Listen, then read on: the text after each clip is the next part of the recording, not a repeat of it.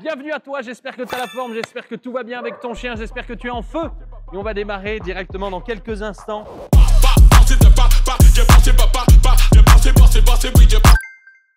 Aujourd'hui, on va voir les fondations d'une bonne promenade en laisse. Puisque en effet, si tu veux kiffer avec ton chien, hier on a vu qu'il y avait deux endroits où ton chien peut avoir des problèmes, où tu peux rencontrer des problèmes avec lui, c'est soit à la maison, soit en promenade. Et beaucoup de personnes ont des problématiques directement en laisse. Et ça me rappelle une personne que j'ai rencontrée qui s'appelait Anna avec son chien Kelio, qui est un berger australien. Et un jour, Anna m'a dit « Écoute Vincent, je vis 5 enfers par jour. » Et elle me dit « C'est les 5 fois où je sors mon chien. » Tellement son chien est ingérable, tellement il tire en laisse, tellement c'est devenu un calvaire pour elle. Est-ce que toi aussi, tes promenades sont un calvaire? Est-ce que toi aussi, tes problèmes sont difficiles? Est-ce que toi aussi, parce que ton chien tire, il se comporte pas bien, peut-être qu'il est trop foufou? Mets-le-moi dans les commentaires. Et ce que j'adore, c'est justement le après. C'est quand tu réalises que ton enfer aujourd'hui, la situation que tu vis aujourd'hui, elle peut changer. Donc, n'oublie pas également cette phrase qui est que le seul moyen pour que ton chien change, c'est si toi tu changes. C'est-à-dire si tu veux que ton chien change son comportement, il va falloir que toi tu changes tes comportements. Est-ce que tu es OK pour ça? Combien de temps, combien de fois faut-il promener son chien par jour? Ça va dépendre de tout un chacun, d'accord? En fonction de ton lieu de vie, si tu as un appartement ou si tu es en jardin, ça ne va pas être la même chose. Et deuxièmement, combien de temps est-ce qu'il faut promener son chien par jour? Donc, il est extrêmement important que ça doit s'adapter en fonction de ton emploi du temps. Il y a des personnes qui vont le promener 2 fois par jour, d'autres 3, d'autres 4. D'ailleurs, mets-moi dans les commentaires combien de fois est-ce que tu promènes ton chien chaque jour. Et en même temps, dis-moi combien de temps est-ce que tu le promènes. La promenade de ton chien, c'est son week-end à lui. Je veux que tu l'intègres. Pour quelle raison? Parce que nous, qu'est-ce qu'on fait quand on est en week-end? Quand on est en week-end, on veut faire ce qu'on veut. Quand on est en week-end, on veut qu'on nous fiche, on va utiliser un autre mot, la paix. D'accord? Maintenant, imagine cette situation. Tu rentres, c'est vendredi soir, tu as fini ta semaine, tu es là, ça y est, c'est le week-end. Tu arrives sur ton canapé. Et sur ton canapé, tu enlèves tes chaussures et enfin, tu enlèves tes chaussures, tu regardes ton émission préférée. Et à ce moment-là, tu vas avoir ton patron. Non, ça suffit. Non, pose ton téléphone. Non, tu regardes pas la télé. Ça suffit. Et malheureusement, cet exemple, c'est typiquement ce que font tous les propriétaires de chiens en balade. Tu sors de chez toi et tu es là, non, stop, ça suffit, assis, Bora, ça suffit, non, stop, allez, non, ça, arrête, stop, suffit, stop, pas bouger, non, tu attends, pas bouger, stop, arrête de renifler, stop, pas bouger. Il vient d'avoir une prise de conscience et qu'il vient de réaliser que, ah merde, je fais comme mon patron s'il venait m'emmerder pendant le week-end, d'accord? La promenade de ton chien, c'est son week-end à lui. Oui, on va lui apprendre et on va mettre en place de la discipline, on va mettre des exercices, on va mettre des règles. Mais ensuite, on le laisse libre. Un chien, la règle d'or, elle est là au niveau des promenades. Ton chien doit être promené au minimum 30 minutes à 1 heure par jour sans laisse. Évidemment, c'est général. Il y a des chiens, seulement 20 minutes sans laisse, c'est suffisant. Moi, je sais très bien que mes chiens, surtout par exemple l'été, à l'été quand il fait très chaud, le matin, j'ai juste à leur jeter la balle pendant 20 minutes, ils sont cuits, on rentre et c'est bon. Bien sûr, je le refais le soir et après, tu vas t'adapter à ton chien. Il y a des chiens où une balade sans laisse, en fonction si ton chien est vieux, si ton chien également est malade, bien sûr qu'on va varier. D'accord? On varie sur la race, on varie sur l'âge, on varie sur la météo, on varie sur l'état de santé de son chien et on varie également sur son niveau d'énergie. Donc au niveau du matériel, c'est très simple, il vous faut une laisse. Attention au niveau de la laisse, je vous conseille, prends une laisse d'1,50 m à 2 mètres, pas plus de 2 mètres. Sauf si tu aimes bien, mais simplement que c'est trop encombrant après. Ensuite, collier ou harnais, c'est toi qui vois, d'accord? Je suis plutôt plus collier que harnais. Pour quelle raison? Les harnais à la base ont été conçus, quels que soient les animaux, c'est bien pour que les animaux tirent de lourdes charges. Si tu regardes les bovins, on leur mettait directement un attelage sur le dos pour qu'ils tirent, d'accord? C'est la même chose pour les chevaux en calèche, ils ont un harnais derrière pour qu'ils tirent de lourdes charges, donc ton chien va tirer encore plus fort, d'accord? C'est toi qui décides. Ensuite, je t'invite à avoir avec toi sacoche de friandises et des friandises si ton chien est gourmand. Et surtout, je t'invite à avoir aussi des jouets. Moi, je parle d'éducation. Je ne vais pas te dire, n'oublie pas évidemment ton sac à crotte. N'oublie pas évidemment de prendre de quoi boire.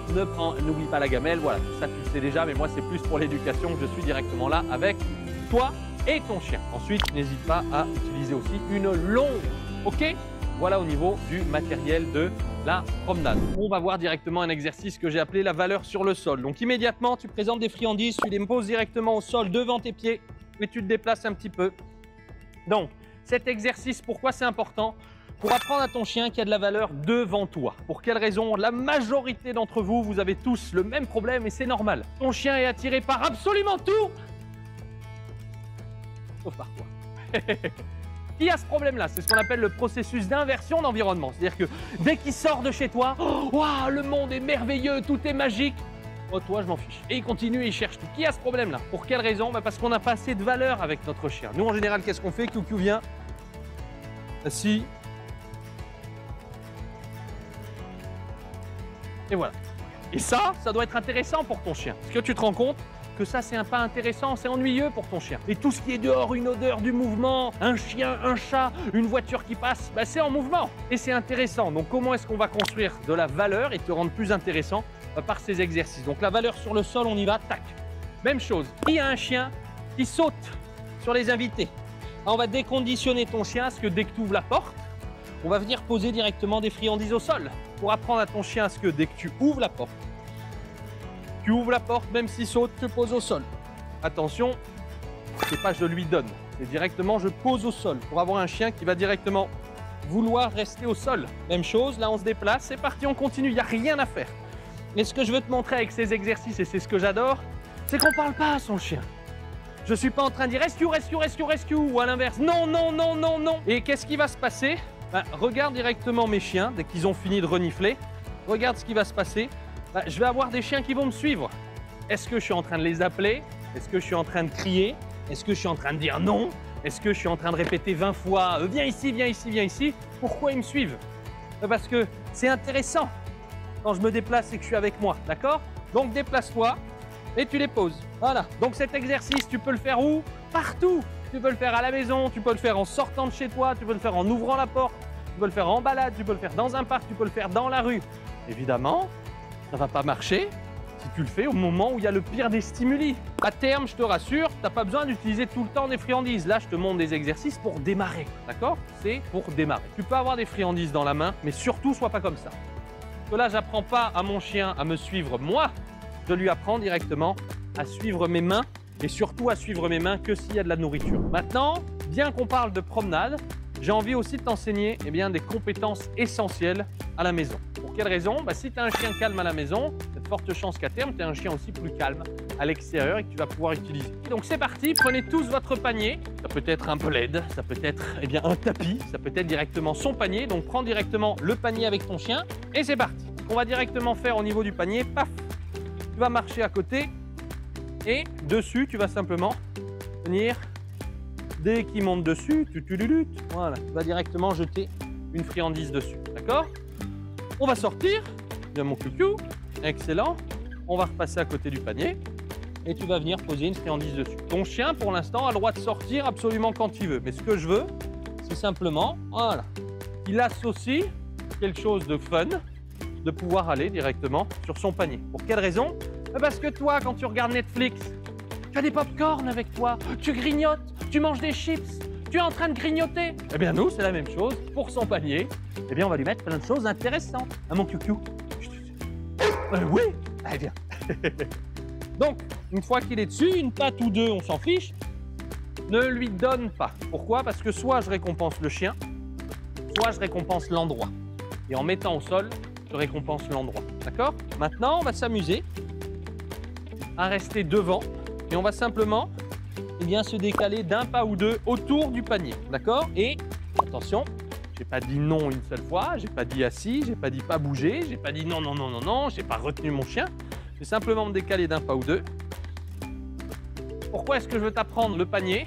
Ça veut dire qu'à terme, ton panier, si tu mets un plaid dessus et que tu apprends à ton chien à aller sur le plaid, partout où tu vas, tu prends ton plaid avec toi, que tu sois au restaurant, que tu sois à l'hôtel, que tu sois chez des amis, tu sors ton plaid et tu as ton chien qui se couche dessus et qui va rester dessus. D'accord? Donc on se décale un peu, tac, et on donne sur le panier.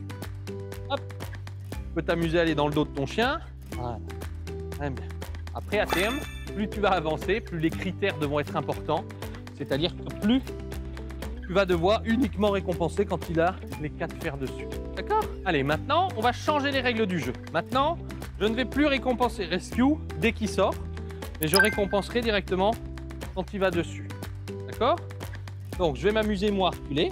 Et ce que je veux, c'est que de lui-même, il se dise « Ah, il faut que je reste sur ce truc pour avoir à manger et avoir plein de choses. » C'est comme si toi, je te disais pas la règle, mais que dès que tu t'asseyais sur ton canapé, hop, je te donnais un tweet. Bien sûr, en extra. Là, il sort, je ne donne plus rien. Je vais me rapprocher directement du panier. et je vais laisser Rescue réfléchir. Excellent, super, il y retourne. Hop, je pose directement dessus. Donc, on va passer à un autre exercice au niveau du panier, que j'ai appelé le jeu du dehors, d'accord? Donc maintenant, on va donner un ordre à notre chien pour sortir du panier. Donc peut-être que tu lui dis go, peut-être que tu lui dis va, peut-être que tu lui dis dehors. Donc j'ai appelé le jeu du dehors simplement pour dire que le chien doit sortir du panier. Donc tu dis ce que tu veux, coucou, allez va. Très bien. Dès qu'il revient, hop, tu poses directement dessus. Coucou, allez va. Allez, bien. Pourquoi est-ce qu'on apprend ce jeu? Encore une fois, c'est pour apprendre à ton chien à t'obéir, que ce soit fun pour lui, que tu deviennes plus intéressant. Excellent. Yes. Et donc un coup, tu jettes d'un côté, allez va. Dès qu'il revient, tu poses sur le panier. Allez va. Il y a Doudou qui veut participer. Allez. Maintenant, on va essayer de voir si quand tu jettes, alors attention, peut-être qu'au début, jeter loin, c'est trop. Donc tu peux, allez va, jeter juste devant. Et peut-être, tu vas attendre de voir si ton chien revient de lui-même vers le panier. S'il reste assis devant toi, mets-toi en mouvement. D'accord? Mets-toi en mouvement, rappelle-le pour qu'il soit en mouvement. Mais on reprend. Allez, cette fois-ci, on va simplement jeter et dire l'ordre. Rescue va. Et on va voir si de lui-même, ton chien, tac, il revient sur le panier. Yes. En fait, ton chien, son panier, c'est un petit peu son endroit de référence où il doit se sentir bien, il doit se sentir à l'aise. Et grâce à ce jeu, on lui apprend à être excité à l'extérieur, mais on lui apprend à être calme sur son panier. J'espère que vous avez kiffé, que vous avez passé un bon moment. Et n'oubliez jamais une chose, qu'il y a toujours des solutions, peu importe l'âge, la race ou les problèmes de votre chien. Et on ne l'oublie pas, Educdog. L'éduquer, c'est l'effet.